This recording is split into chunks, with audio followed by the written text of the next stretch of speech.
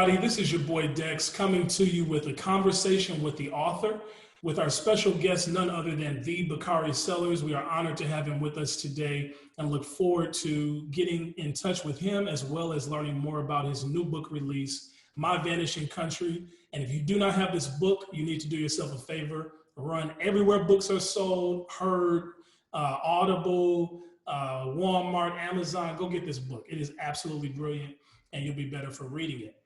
With that said, Bakari, thank you so much, man, for being on with us today.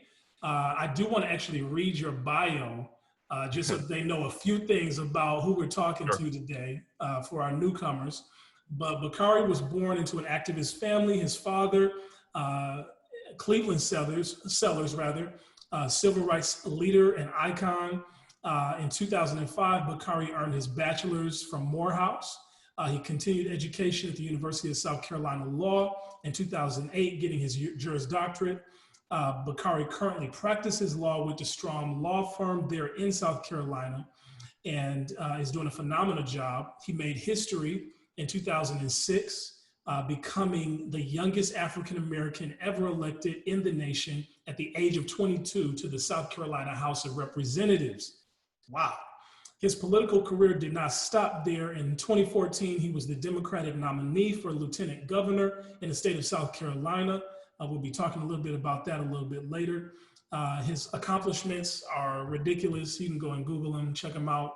But he has spoken all over the country at the Democratic National Convention. He is very well connected and one of our movers and shapers in this generation. We're extremely excited to have him with us today. Bakari, how are you doing, man? Man, I'm doing good. I'm doing as good as I can possibly be. I have an amazing family, beautiful twins, an amazing wife, a 15-year-old daughter. I get to speak my truth to power on CNN every night. You know, for me, it's just one day at a time.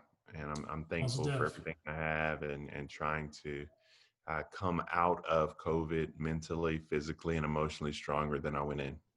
Absolutely, man. How is Ellen and the kids? Everybody's healthy and well? Everybody's good. You know, marriage is work.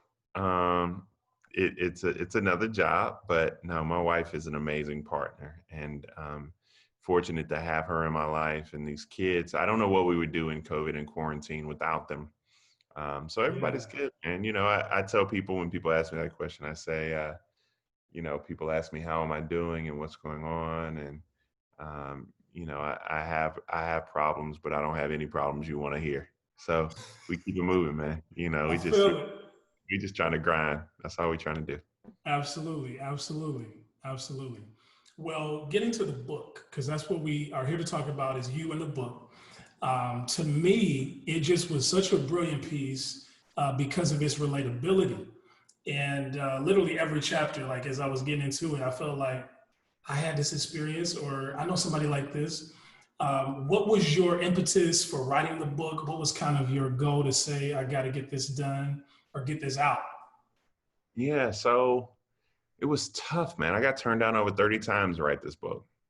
Wow. Mainly because I wasn't writing a memoir because I didn't believe that was in me at that age, at that time. Yeah. You know, writing a memoir at 30 something years old that ain't what people do. Right. I wanted to write a political book like many other people, like many of my colleagues at CNN and Fox and MSNBC. Everybody goes out and writes these political books and no one wanted to buy that. And in hindsight, I see why it was maybe not the best investment for a publishing house, because when you can have a Sarah Huckabee Sanders or John Kelly or a Mary Trump, somebody who's either related to or a part of administration, why would you pay Bakari Sellers to tell you what it feels like to be Black in the era of Trump? So I was able to give people a little of that in the final chapter of my book. But for me, my father wrote The River of No Return, which was a great book in the early 70s. I'm not necessarily finishing that, but I am kind of building a bridge to what's next. And so My Vanishing Country is for me, it's just an amazing piece. I had to write it extremely fast, which, you know, we can get into. I wrote it in about 4.5, 5 months. Most people, my next book, I actually get a full 9 months to write. Um, it was tough, man. It really was. But I am so pleased with the reception it's gotten. And I don't read all of the comments because you can't read all of the comments, but Yeah. just pleased with the reception it's gotten. It's sold a bunch of copies. We hope it sells more. I'm thankful for the opportunity that Tracy Sherrod, a Black woman who's one of the few Black female heads of publishing houses, gave Patrick Bass, who was my editor, Judith Kerr, who's over Harper One, the opportunities they give me now. I'm working on a children's book and another book coming out children's books coming out in 2021, and then this other book's coming out in 2022. So I'm just excited, man, about all the things God has for me, and trying to, I guess the scripture says, let the words of my mouth and the meditations of my heart be acceptable, right? And so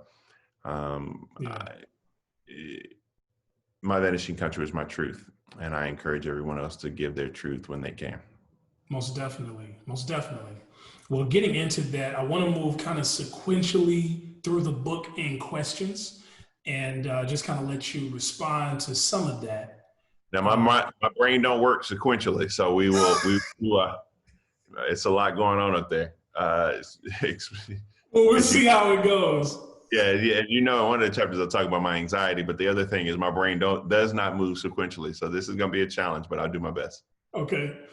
Well, first, as a Black man with roots in the South, I really appreciated your connection to the country and the pride that comes with that kind of a heritage. It's kind of a different experience.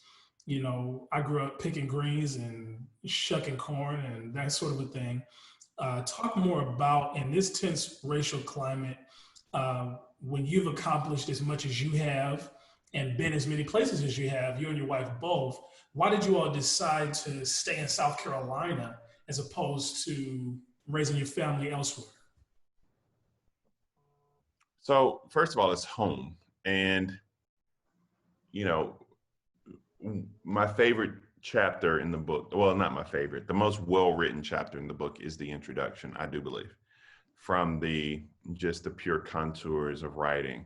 In the introduction, I attempted to have people not understand, but taste, right? Feel, touch, smell what it was like to grow up in Denmark and grow up in the South. And so it was my most artistic chapter. And I'm by no means a great artist or a great writer by that stretch, but I did want, you know, that chapter to be able to speak. And I was trying to write pictures, if that makes sense to people. Yeah, no, you get that. Yeah, I was trying to write pictures. Dirt road living is something special, man. It is what it is. I mean, I don't have, it handicaps you sometimes, because when I go to big cities like New York, I stay within my 4 or 5 block radius. Like for me, you know, when I'm in New York, I'm staying like at the Marriott, JW Marriott on Grand, on Central Park South or whatever. And like my friends are like, man, come to Brooklyn. I'm like, where is that? They're like, man, go to the subway and go like, I'm like, nah, bruh, I go 5 blocks. You can meet me. If I go 8-10 blocks, then maybe. But nah, you appreciate what we didn't know what we didn't have. And so there was a level of poverty that I was born into. My family was definitely middle class. I don't want to say that, and don't try to give the illusion that I didn't have everything. My mom and dad really tried to provide for me the best they could, but my community was very poor. But it was still God's country, man. It was still a place where, like I said, we didn't know what we didn't have, and we worked really, really hard. Everyone did, you know, from, you know, picking cantaloupes and melons to going out and making sure other people had opportunities. So Denmark is home. And I'm not going to bore you and say something silly like home is where the heart is, but home is where home is. And that's where the people who gave me so much, I try to give so much back to. Man, I just recently, first I want to say, I really appreciate that. I have been living away from home for about 13 years. I just recently moved back. It's nothing like being back where you're from. where you got roots, your original beginning. And the connection is just different. So definitely resonate with that. And I mean, when you're young, it's crazy because when you're young, right, you want to get away. Right. And I remember being young and being like, man, look, I just want to travel and go all over the country, and Right. pack a bag, stay in Right. hotels and eat service. Man, and now I do it. I'm like, man, I can't wait to be home. Literally. I just can't wait to be home. And so that's part of that's maturation. But I just am so appreciative of all those people who poured so much into me. Absolutely. Chapter 1, The Wounds That Have Not Healed. February 8th, 1968, just 2 months prior to the assassination of Dr. King, you described this day as one of the most important days of your life. This is the date of the Orangeburg Massacre, where in 8 to 10 seconds, the campus of South Carolina State College was ravaged by gunshots, killing Sam Hammond, Delano Middleton, and Henry Smith. Your father was there that day and was shot, wrongly accused, jailed. You later described attending vigil type memorials for Orangeburg every year with your dad. I want to read just two passages from this chapter that really connected for me and kind of get your take on that. The injustices that occurred that night left mothers without their sons. It left the pages of my beloved state's history stained in blood. Yeah. And it left my sister to be born when her father was in prison. And yet 50 years after Cleveland Sellers, my father, a professor, college president, and civil rights activist, was on the front lines of the civil rights struggle. I find myself in a country that looks too much the same. Talk about that and just why that chapter meant so much to you. Yeah, so, and I'm glad you framed it as that chapter meant so much to me because, like I said, in the introduction was the most well-written chapter in the book. This was the chapter I took the most pride in because I was able to tell my father's story. And I tell people the tragedy is not my father being shot. The tragedy is not Henry Smith, Samuel Hammond, and Delano Middleton dying. The tragedy is not my father being arrested and being put on death row while his bond was denied. The tragedy is not my sister being born while my father was in prison. The greatest tragedy we have is that we just don't know our history. Like the greatest tragedy we have is that we know Kent State, but people don't know Orangeburg and South Carolina State. And so I don't want their lives to be in vain. And so for me, when I check the numbers and see how many people bought this book, it's a selfless exercise, but also very selfish. It's selfless because I want more people to know these stories. And when I see how many people have, when I talk to my editor and I'm like, how many people have bought this book at this time? And they tell me that it's, 30, 40, 50,000 people. I feel a sense of pride because I'm able to share more of our stories as a people. When we just recently acknowledged or signed a deal that this book's going to be in like Germany, France, and Spain at the beginning of the new year, which is so dope and so amazing. That is. But selfless in the fact that I just want more of us to know our own history. Selfish in the fact that I want people to know my father's sacrifice. Totally. And my mother's sacrifice and my sister's sacrifice. And I want them to understand my pain and my trauma. And so all of that's tied into a later chapter about anxiety. But I feel those inter dynamics at play. That selfishness and that selflessness. I mean, when I travel the world, I've been in any part of the world you can think of, telling these stories about the Orangeburg Massacre, to lift up those voices, to make sure their lives weren't in vain, yeah, to live for them. And so this chapter in my heart probably makes my heart beat the loudest. Definitely. I mean, it's a powerful piece. That one I think segues really nicely into Black and Forgotten in chapter 2. And South Carolina, if people haven't been there, I think that every Black person needs to go to South Carolina. And Um, Mississippi and Alabama. So let me just tell you, uh-huh. the crazy Come part on, about Georgia. You ain't get no, Georgia don't get no Jew. no, Georgia's okay. No, it's really not okay, but I'll take it. I'm not a big UGA fan at all. But I will tell you, the funny thing about Negroes is this. When you meet your friends from like Philly and Chicago and New York, they be like, "Oh man, y'all country Bamas, right? Whatever." And I'm like, "Nah, all your aunts and grandparents, I can tell you where your family's from based upon where you live today. I mean, I can Big read. facts. I know migration patterns, right? Like I know where your people come from. Big So, and facts. I even talk about that in the book, like who are your people, like where your people come from. So Yes. I get off on these tangents. I know you got a whole thing to go through, so I apologize, Oh, you good. Mess it up. but black Negroes or Negroes from up north, they make me giggle sometimes because The uppity northern Negroes. they just think they better than us sometimes. You got some of your producers on here. I know, I see it. I know them already. I can hear it in their voice. Now, my last name is Sullivan, and I got really intrigued by that. So my great grandfather, it was a white man. He moved to Annapolis, Alabama, for the Cotton Boom. Fell in love with a slave girl named Estelle. Had 4 daughters with her.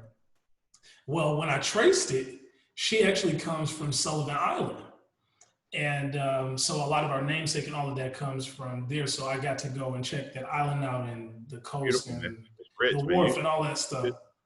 You should just walk up one day and knock on somebody's door, walk on one of the white boys' door and be like, "My name is Dexter Sullivan. This is ours." And just walk in. Don't do that. No. Hey, they tried that in South Africa. They've been working out too hot. Say this is mine. No. Listen, Sullivan's Island is gorgeous, man. It really is. And my last name is Sellers, man. So I tell people all the time. I mean, I know where my name came from. I know where my people come from. And one of the we're way off in a rabbit hole. yeah, But regardless, one of my greatest accomplishments is having my book be a New York Times bestseller. absolutely. And then I tell people when I sign that book, one of my greatest accomplishments and sign these books and ship them all over the world, I sign a name that's not even mine. So that just tells you how deep-seated our history is, Yeah, and the brutality and the racism that is this country. So yeah. So I want to ask a question that's maybe a little off the wall, but I think that a lot of times we learn more from people's losses than we do their wins. of course, 41%, 2014. that's 41 and some change, but I hear you. Talk about that journey for you, what that means for you, and when can we, I'm not going to say if, when can we expect another campaign for Bakari Sellers? Yeah, man, that was tough, man. I still remember crying those tears. I still remember people were like, "Did you really think you were going to win?" Yes, hell yeah. Nobody runs for office and think they're gonna get beat. Like it's not a thing. Like that's not we're not. The funny part is, man, and I work for CNN now, but the funny part is CNN that night, they had election, I think it was November 6th, if I'm not mistaken, of 2014. They were running election results. And the first race they called at 7:00 was the governor's race. And in South Carolina, of all the races in the entire country that were up that night, they called ours Wow. first. And my whole thing was, if I could stay 5 to 10,000 votes behind Vincent, who was running for governor, I felt like I could win my race. So the problem was that I stayed. He only got like 7,000 more votes than I did, which was perfect he just got beat by like 40,000 votes. So it didn't work the plan. But I go all the way back in the book. I say this, and it threw a few people off, but in the book I talk about it. When I ran in 2006, 2006, I remind folk that it wasn't Barack Obama. Like young Black elected officials at that time, we were looking up to Deval Patrick because he had reached that mountaintop of being a Black elected official statewide, right?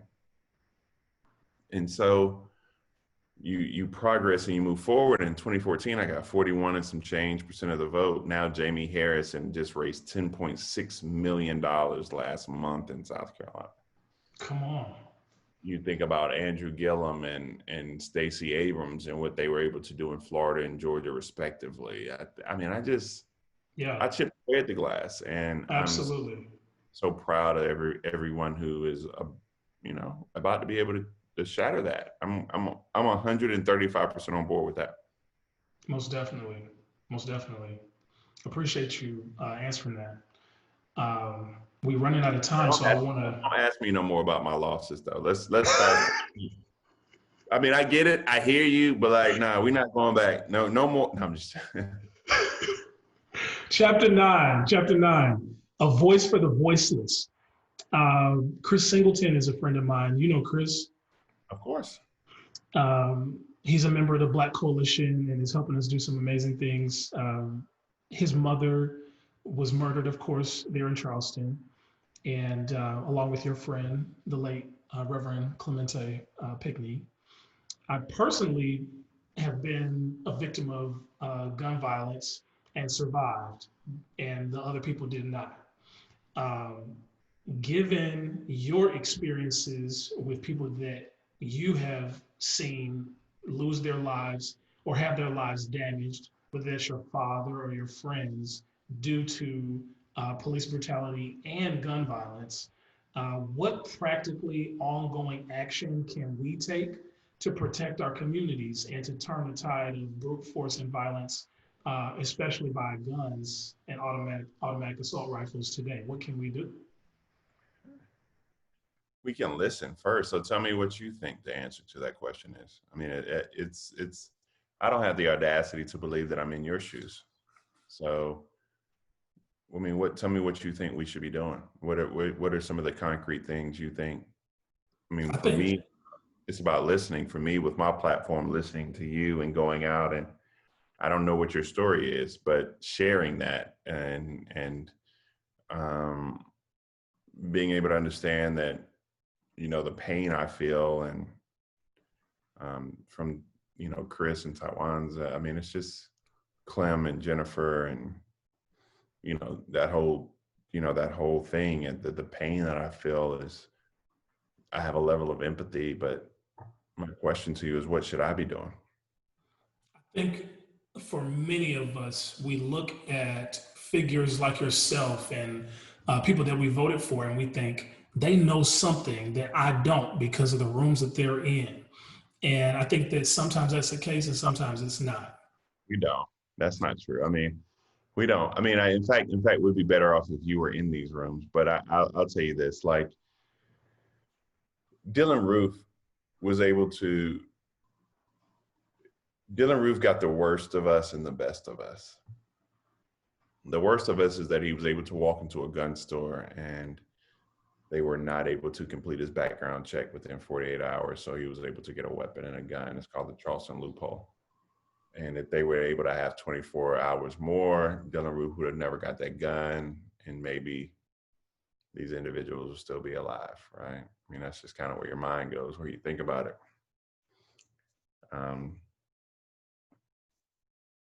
Dylan Roof was 21 years old and had more hate in his heart than George Wallace from Lexington County, South Carolina. Like, how do we get to a point where kids are, well, not even kids, he's a grown-ass man, so where grown men are right conditioned to that point? So that's the worst of us. The best of us is Clemente Pinkney, right? And so a lot of people don't know this, but you may know this because you're friends with Chris. And so, Chris, forgive me for rehashing this if you're listening to this episode. I never want to rehash your pain and me not be there to either be a part of the story or protect your mom, which I wish I was there. But there were 12 people and they were in a circle and they were having Bible study. 13 people, actually, they were having Bible study. And Dylan was a straggly white boy with a backpack they never met before, right? Like they ain't know him from nothing. But that's like good Southern AMEs. They just let him in the church. They thought he wanted to come to Bible study. It's Mother Emanuel. It's legendary. Mother Emanuel been burned down before. Like they had church underground. I mean, it's a historical church, like from slavery to now. So they let him come in, and Dylan was such a punk that they prayed and worshiped and studied the Bible for an entire hour with him there, present. And Clem, you know where Clem put him? Clem set him right beside him to educate this brother who came in. And then as they were giving the benediction, after an hour with their eyes closed and their head bowed, he pulled out a 9 and he shot him. And so Dylan represents the worst and the best. This scenario represents the worst and the best, the worst being the hate in his heart and being enveloped in the Confederate flag and our bad gun laws. The best being the strength of people like Polly Shepard, who was in that church, who he looked at her and was like, I need somebody to go tell the story, but she had the strength to make it out. She was a survivor of the strength of Jennifer Pinckney, who was in the office with her daughter while her husband was being massacred outside, or, you know, the strength of Clem to, I don't know how many white boys I'm letting in my either home or sanctuary that I don't know, this straggler. I mean, but that's what Jesus would want us to do. Like, you got to live that life, right? I mean, Real. And so it's such a complicated, that I don't have those answers, and I've never been on that side of the gun, and you have. And so I just I'm very respectful of understanding and listening to other people's trauma, because the only way that we can progress together is if we begin to have a level of empathy and begin to listen and understand what other people went through. Absolutely. Absolutely. Well, I want to say thank you for telling their stories. I think you did a phenomenal job of encapsulating what that experience is. I did a video with Everytown for Gun Violence some months back, just highlighting the experience. And I think probably of anything I posted this year, it had the most comments and responses because people were just shocked that it could happen to me. And I think that barrier that we place between the experience and ourselves is usually really large. And the more that we tell those stories, you close that gap where people really believe that this is something that needs to be addressed. So, you know, those stories definitely help. We are out of time. So And get one more in. Let's ask one more. So I think that it's important for us to touch on this chapter. I've got like 4 really good ones, but I'm gonna ask this one. Your friend Al changed your life. The end of his life changed your life. Yeah. And is somewhat linked to your battle with anxiety. And I live in Detroit, 80+% Black city, arguably the blackest city in America, depending on how you measure it. Definitely DC, but if that's what it's I mean, I don't know where y'all make that up, but go ahead. We'll let you make that up. They got more people, but per capita, you know, anyway. A lot of gun violence here, arguably one of the most dangerous, and used to be neck and neck with Chicago as the most dangerous city. In 2010, some of the family may be watching this. A friend of mine, Ishmael Ali, was shot and killed in a homicide here. And for me, that event changed my life dramatically and like swung it in another direction. and it is actually a part of why we're sitting here having this conversation today. Can you talk about Al's death, the redemption of that in your story, and kind of how are you coping? How are you surviving? How are you thriving in the midst of battling anxiety on a regular basis? Man, that's daily. Like that's not a, you know, how many people do you remember from middle school? Not many. Like, you know, a few of your friends from middle school, but like, if I were to talk about everybody that you bumped into, even some of your close friends, you ain't friends with them no more, right? You don't, even if I ask you that question after you went to high school, I mean, it's just, Al was somebody who's stuck with me so long because we weren't close. We hooped together, but I was so young, and when he died, he was so young, and I lost my sense of invincibility. And you know, as a child, one of the things you have is that sense of invincibility. And when it shattered, the anxiety I had that summer, like just always being afraid you're gonna die. I never forget, like, you know, trying to sleep with my mom and dad because I felt like I was suffocating, or I couldn't breathe, or I was having a heart attack, or you know, I still live with those things today. And um, you know, I don't want Al looking down on me to think that he is the cause of that.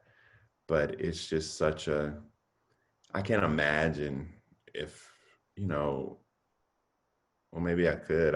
It's so many young people of color who have lives taken from them needlessly. Like if I firmly believe if we would have had the necessary protocols in place where he could have gotten a comprehensive physical, he wouldn't have died on the football field. He died of a heart attack, right?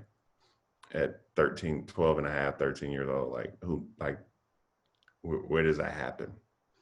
And well, it does happen, but it happens less and less now. And so I still live with Al every day. And that anxiety, that chapter was meant to spur people going forward, because, you know, it was anxiety, a Black man's superpower, right?